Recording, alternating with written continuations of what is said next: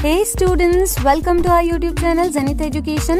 सो आज की वीडियो में हम ये बात करने वाले हैं कि क्या आपको आपके 12th एग्जाम में अपियर होने के लिए वेट करना चाहिए या फिर जो भी मार्क्स ऑब्जेक्टिव क्राइटेरिया के बेसिस पर डिसाइड होते हैं बाय द बोर्ड, आपको उन्हीं मार्क्स के साथ कॉलेज एडमिशन्स ले लेना चाहिए। सो बिना डिले के वीडियो को स्टार्ट कर लेते हैं।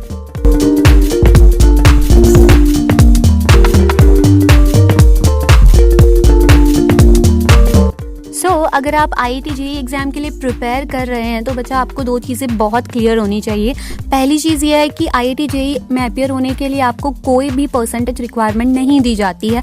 मतलब ऐसा कोई हार्ड एंड फास्ट रूल नहीं है कि आप 75% से अबो या 80% से अबो लेकर आएंगे तभी आपको JEE एग्जाम में अपियर होने का मौका मिलेगा। आप एग्जाम दे सकते हैं, बस कंडीशन ये है कि आपका 12th क्लियर होना चाहिए।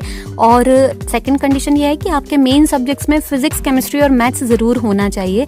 सिर्फ ये दो कंडीशन होती हैं और मार्क्स कितने भी आते हैं 50%, 45%, तो भी आप JEE एग्जाम दे सकते हैं बिना किसी हेजिटेशन के। तो अगर हम सिर्फ इसी एक पॉइंट पे फोकस करें और डिसाइड करें कि आपको 12th के एग्जाम देने चाहिए या नहीं, तो अकॉर्डिंग टू दिस पॉइंट तो नहीं देने चाहिए, क्योंकि आपके अगर मार्क्स आ रहे हैं 50, 60%, 70% भी मिल रहे हैं आपको ऑब्जेक्टिव क्राइटेरिया पे, तो आपको JEE पे फोकस करना चाहिए। उसके मार्क्स की बेसिस पर आपको कॉलेजेस में एडमिशन मिल ही जाएगा। लेकिन एक इंपॉर्टेंट चीज़ मैं यहाँ आपको बताना चाहती हूँ जिस पे आपका फोकस ज़रूर जाना चाहिए। इम्पॉर्टेंट बात यह है कि कई बार ऐसा हो जाता है कि IIT JEE तो आपने क्लियर कर ली है, बट जो हमारे IIT, IIIT या NIT कॉलेजेस होते हैं वो कई बार खुद से ही कंडीशन लगा देते हैं स्टूडेंट्स पे कि भाई आपके 75% से अबव मार्क्स होंगे तो ही हम आपको एडमिशन देंगे, भले ही आपने IIT क्लियर कर रखी हो। तो ऐसी कंडीशन अगर कॉलेज से आ जाती है और आपको 12th के एग्जाम में मार्क्स नहीं मिले हैं इतने, तो फिर आप क्या करेंगे? तो इस केस में आपको थोड़ा सा इतना तो ध्यान रखना है कि आपके स्कूल से आपको 75% या उससे थोड़े ज़्यादा मार्क्स मिल जाएं। तो इसके लिए आप स्कूल से एक बारी बात करके कंसल्ट कर सकते हैं कि वो कितना देने के लिए सोच रहे हैं। इसमें कोई बुरी बात नहीं है, आपके फ्यूचर का सवाल है, आप स्कूल से बात कर सकते हैं। एक चीज़ मैं आपको और बताना चाहती हूँ कि लास्ट ईयर जो ये 75% से अबव वाले स्टूडेंट को एडमिशन देने का चक्कर था, ये नहीं हुआ था, क्योंकि गवर्नमेंट से ही कॉलेजेस को ऑर्डर मिल गया था कि भाई 75% से नीचे वाले जो स्टूडेंट हैं उनको भी आप उनके IIT JEE के मार्क्स के बेस पे एडमिशन दे दीजिए। तो लेट्स सी कि इस साल ऐसा होता है कि नहीं। अभी तक तो कोई ऑफिशियल नोटिस नहीं आया है, तो आई होप आपको क्लियर हो गया होगा कि आपको अगर IIT JEE देनी है तो आपको रुकना चाहिए एग्जाम 12th के देने के लिए या फिर नहीं।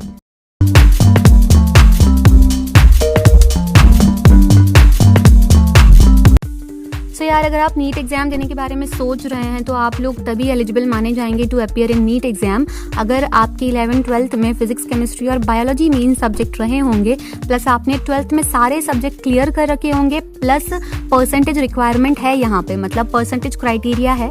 फॉर जनरल स्टूडेंट 50% मार्क्स होने चाहिए 12th में, for OBC, SC and ST student 40% marks होने चाहिए 12th में। ये जो परसेंटेज मार्क्स मैं बता रही हूँ ये ओनली बायोलॉजी के नहीं है, एग्रीगेट मार्क्स है, मतलब ओवरऑल आपका 12th का इतना रिजल्ट होना चाहिए, तभी आप नीट एग्जाम में अपियर होने के लिए एलिजिबल माने जाएंगे। सो अगर हम सिर्फ इतना सोचकर डिसीजन लेना चाहें तो आपके अगर स्कूल से या ऑब्जेक्टिव क्राइटेरिया से जो आपको मार्क्स मिल रहे हैं वो डिसेंट मार्क्स से 70-60% आ रहा है, तो आपको भी रुकने की जरूरत नहीं एग्जाम देने के लिए। आप अपने नीट पे फोकस कर सकते हैं, नीट के एग्जाम दें और फिर आपको कॉलेज एडमिशन तो नीट के मार्क्स पे ही मिलेगा, राइट। तो अकॉर्डिंग टू इतना इन्फॉर्मेशन आपको IIT वाले बच्चों को और नीट वाले बच्चों को रुकने की जरूरत नहीं है। बट बच्चा आप लोग वीडियो को छोड़कर मत जाइए, एंड तक देखिए, क्योंकि एंड में मैं आप दोनों तरह के स्टूडेंट के लिए एक और पॉसिबिलिटी बताऊंगी जिसके बेसिस पर हम डिसीजन चेंज कर सकते हैं। मतलब सिर्फ इतनी इन्फॉर्मेशन पे हम डिसीजन नहीं ले सकते, वो एक पॉसिबिलिटी भी काउंट करना बहुत ज़रूरी है।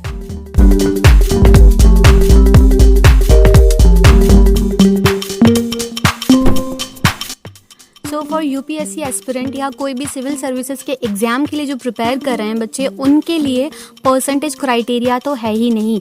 आपके लिए 12th के परसेंटेज कितने होते हैं या कितने नहीं होते हैं ये मैटर नहीं करता है। आपको सिर्फ दो ही कंडीशन होती है कि आपने 12th का जो एग्ज़ाम है वो क्लियर कर रखा हो और आपका ग्रेजुएशन भी क्लियर हो रखा हो। ग्रेजुएशन के लिए भी और 12th के लिए भी कोई परसेंटेज क्राइटेरिया नहीं है, तो आप लोगों को थोड़े कम मार्क्स भी मिल जाते हैं ऑब्जेक्टिव क्राइटेरिया के बेसिस पर, तो आप लोगों को तो बिल्कुल वेट करने की ज़रूरत नहीं है।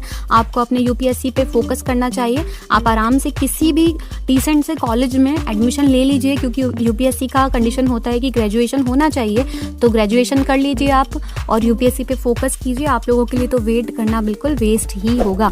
लेकिन इन केस आप सेटिस्फाइड नहीं होते अपने मार्क्स से और आपको चाहिए कि भाई मेरा 12th का रिजल्ट भी बाकी ईयर के रिजल्ट की तरह अच्छा होना चाहिए, एक्सीलेंट होना चाहिए, तो फिर आप अपना डिसीजन खुद से ले सकते हैं।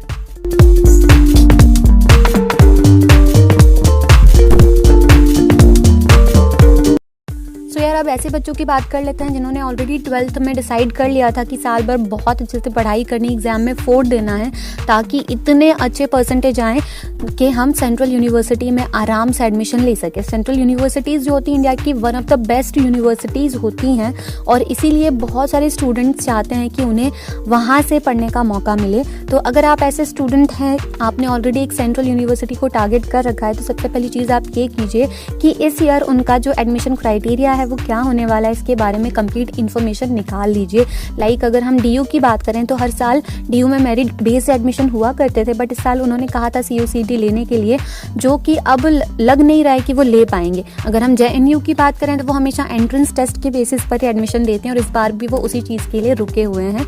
तो अपनी यूनिवर्सिटी की इन्फॉर्मेशन निकाल लीजिए कि वो किस बेसिस पर एडमिशन देने वाले हैं और आपको उसके अकॉर्डिंगली ही डिसीजन लेना है।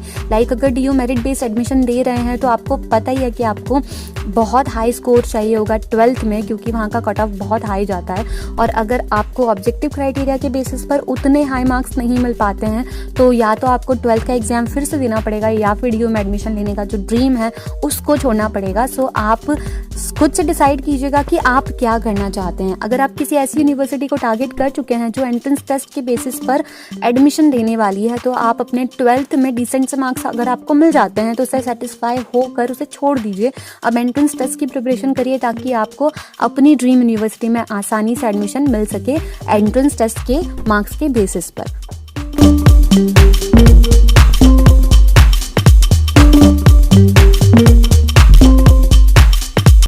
तो अगर आप वो स्टूडेंट हैं जो किसी भी अपने स्टेट या करीबी किसी स्टेट में गवर्नमेंट कॉलेज या किसी प्राइवेट कॉलेज में एडमिशन लेना चाह रहे हैं, तो मैं आपको एक चीज़ बता दूं कि मोस्टली जो गवर्नमेंट कॉलेजेस होते हैं वहाँ पर भी मेरिट बेस्ड एडमिशन ही होता है। प्राइवेट कॉलेजेस में तो आसानी से एडमिशन मिल जाता है, मेरिट की भी इतनी कोई इशू नहीं आती है, आपके कितने भी परसेंटेज हो वो एडमिशन देने को ऑलरेडी तैयार हो जाते हैं। तो अगर आपको गवर्नमेंट कॉलेज में स्पेसिफिकली एडमिशन चाहिए तो उसके लिए भी आपको हाई स्कोर चाहिए होगा, क्योंकि वहाँ का कट ऑफ भी बहुत अच्छा जाता है।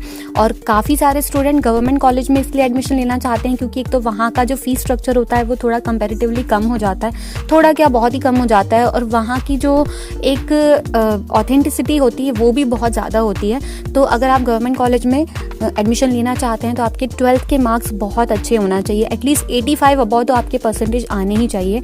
अगर ऐसा नहीं होता है और आपको गवर्नमेंट कॉलेज में ही एडमिशन चाहिए तो फिर यार आपको 12th में अपीयर होना पड़ेगा एग्जाम के लिए। लेकिन अगर आप प्राइवेट कॉलेज में जाकर भी सेटिस्फाई हो सकते हैं तो वहाँ तो कोई ऐसा मेरिट बेस्ड वाला चक्कर नहीं आता है।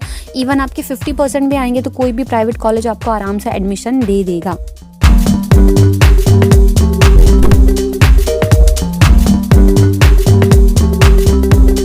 यार अब बारी आती सबसे इम्पॉर्टेंट पॉइंट डिस्कस करने की। इम्पॉर्टेंट पॉइंट उन स्टूडेंट्स के लिए कुछ ज़्यादा ही इम्पॉर्टेंट होने वाला है जिनका कहीं ना कहीं ये गोल रहा हो कि उनको आफ्टर 12th ऐसे कॉलेज में एडमिशन लेना है जहाँ पर ढेर सारी कंपनीज आती हों और उनको उन्हीं कंपनी से कहीं ना कहीं प्लेसमेंट मिल जाए। तो बच्चा आप अगर उन बच्चों में से एक हैं तो आपके लिए क्लास 12th के जो मार्क्स है वो बहुत ही ज़्यादा इंपॉर्टेंट होने वाले हैं, क्योंकि कंपनी जब आती है प्लेसमेंट देने तो वो क्लास 12th के मार्क्स के ऊपर भी एक एलिजिबिलिटी क्राइटेरिया डिसाइड करके आती हैं।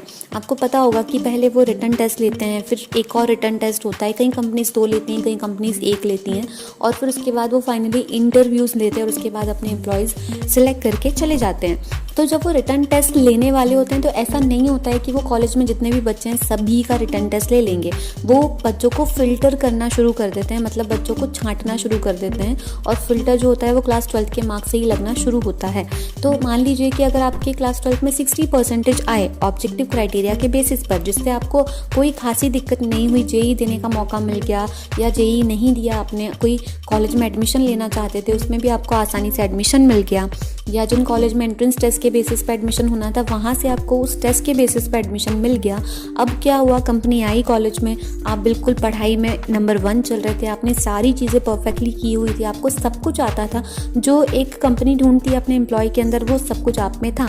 लेकिन कंपनी ने कॉलेज में आने के बाद कंडीशन लगा दी, एलिजिबिलिटी क्राइटेरिया रख दिया कि हम सिर्फ उन्हीं स्टूडेंट का रिटन टेस्ट ले सकते हैं जिनके 12th में 75% से ज़्यादा मार्क्स थे।